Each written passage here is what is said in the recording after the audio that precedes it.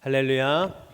새벽을 깨워 현장과 또 영상으로 함께 하시는 모든 광연의 성도님들을 예수님의 이름으로 축복하고 환영합니다. 오늘은 생명의 삶 8월 26일자 본문인 사사기 9장 46절에서 57절의 본문을 가지고 심은 대로 거두게 하시는 하나님의 심판이라는 제목으로 함께 하나님의 말씀 나누겠습니다. 어제 본문에서는 아비멜렉이 70명의 이복 형제들을 죽이는 일에 협조했던 세겜 사람들에 대한 하나님의 심판을 살펴보았습니다. 오늘은 이 세겜 사람들의 뒤를 이어서 스스로 왕이 되고자 했던 그런 아비멜렉에 대한 하나님의 심판을 함께 살펴보도록 하겠습니다. 하나님이 사사로 임명해야 이스라엘 백성들을 구원했던 그 사사 시대 속에서 자신이 왕이 되고자 형제들을 죽여 세겜의 왕이 되었던 아비멜렉의 최후는 어떻게 되는지 함께 본문을 통해 살펴보기를 소망합니다. 46절을 함께 보겠습니다. 세겜 망대의 모든 사람들이 이를 듣고 엘브리 신전에 보르러 들어갔더니. 아멘. 세겜 망대의 모든 사람들은 이 아비멜렉이 세겜성에 쳐들어와서 성읍 백성들을 죽인다는 그 소식을 듣고 엘브리 신전에 보르러 들어갔습니다. 이 자신들의 생명을 보존하기 위해서 보르러 도망간 것이죠. 보르는 은밀한 곳 그리고 동굴을 가리키는 단어인데요. 공격할 때나 방어할 때 이 안전한 도피처로 삼기 위해 만든 곳이 보르였습니다. 세겜 망대에 있던 사람들은 이 세겜 백성들이 처참하게 죽임을 당했다는 소식을 듣고 자신들이 생각하기에는 가장 안전한 곳이라고 생각한 이 엘베리트 신전으로 모인 것입니다. 그런데 분노에 사로잡힌 아비멜렉은 이 세겜 망대에 모든 사람들이 모였다는 소식을 듣고 그 소식을 듣자마자 그곳으로 갑니다.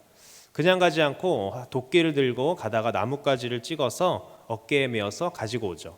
그리고 자기와 함께하는 그 백성들에게 나와 같이 하라고 하면서 나뭇가지를 다 모읍니다. 그리고 보르에 도착해서 자신들이 가지고 온 그 나뭇가지를 모으고 불을 붙여서 보르에 있던 사람들을 다 죽이게 되죠.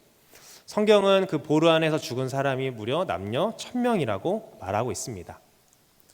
한 바위 위에서 70명을 죽였던 아비멜렉은 눈 하나 꿈쩍하지 않고 이제는 1000명을 불태워 죽입니다.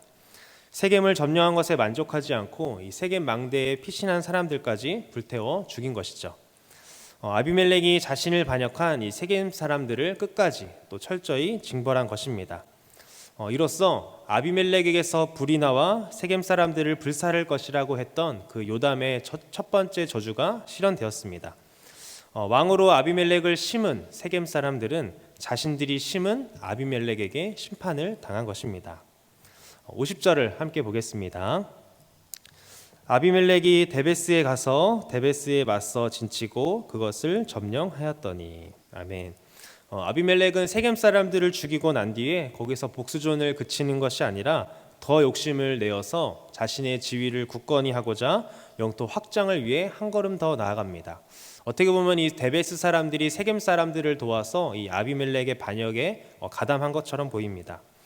데베스라는 곳을 점령하기 위해 아비멜렉은 거기 가서 진을 쳤고요. 데베스 사람들도 아비멜렉을 피해서 망대로 도망쳤습니다. 문을 잠그고 망대 꼭대기로 올라갔죠.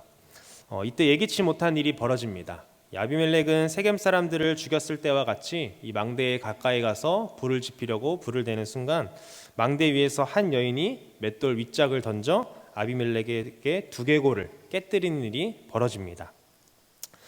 당시에는 여자의 손에 죽임을 당한 것이 수치로 여겨졌습니다. 그래서 아비멜렉은 자기의 무기를 든 청년을 급히 불러서 칼로 자신을 죽이라고 말합니다. 이유는 이 여인의 손에 죽임을 당했다는 불명예를 지지 않기 위해서입니다. 여러분들 이 장면을 보시면 어떤 장면이 떠오르십니까? 야엘의 손에 의해서 이 관자놀이에 말뚝이 박혀 죽임을 당한 시스라도 떠오르고 할례 받지 못한 사람들 손에 죽기 싫어서 자기의 무기를 든 병사에게 자신을 죽이라고 말했던 사울왕의 모습도 생각이 납니다. 그런데 이 사울과 그리고 아비멜렉의 공통점이 있는데요. 그것이 무엇입니까? 둘 다 하나님께 거부당한 권세자라는 것입니다. 하나님께서 인정하시지 않은 권력은 지속될 수 없다는 것을 성경은 우리에게 보여주고 있는 것이죠. 아비멜렉의 명령을 들은 청년은 아비멜렉을 칼로 찔러 죽입니다. 아비멜렉은 여인의 손에 의해 생명과 그리고 왕국 모두를 잃게 되죠. 야망에 의해 왕이 되었던 한 폭군의 삶이 이렇게 마무리되었습니다. 아비멜렉은 한 여인의 손에 의해서 죽었는데 이 아비멜렉은 자신이 왕이 되기 위해 세겜 사람들한테 뭐라고 말했습니까? 여룻바알의 70명의 아들보다 한 사람이 통치하는 것이 좋지 아니한가? 라고 말했습니다. 자기가 바로 그 한 사람이라는 것이죠. 그 한 사람이 한 여인에 의해서 죽게 되었습니다.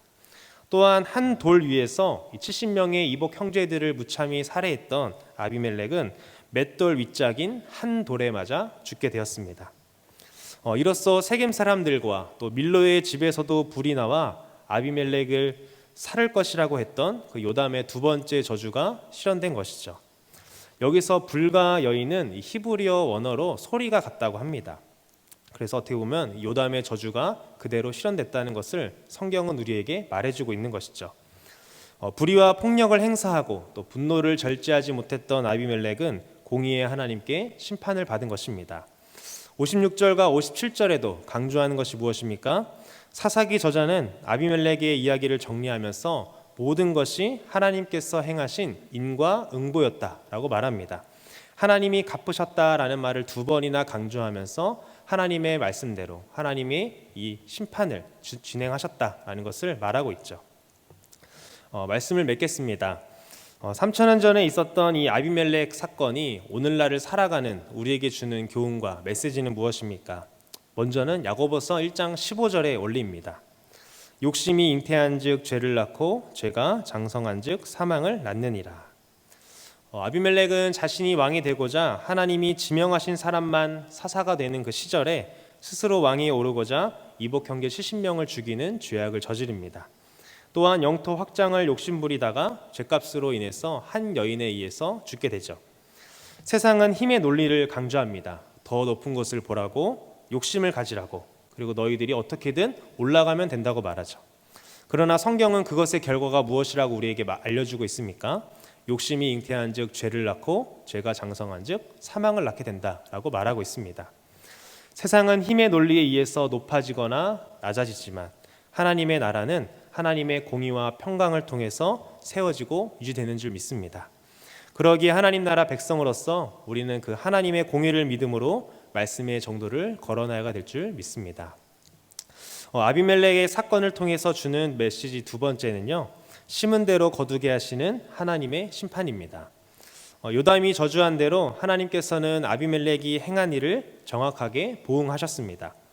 자기 소견대로 행하고 악이 횡행했던 그 사사시대 속에서 하나님께서 이렇게 악을 확실히 보응하시고 심판한다라는 메시지는 공의의 하나님께서 살아 역사하심을 우리에게 말해주고 있습니다.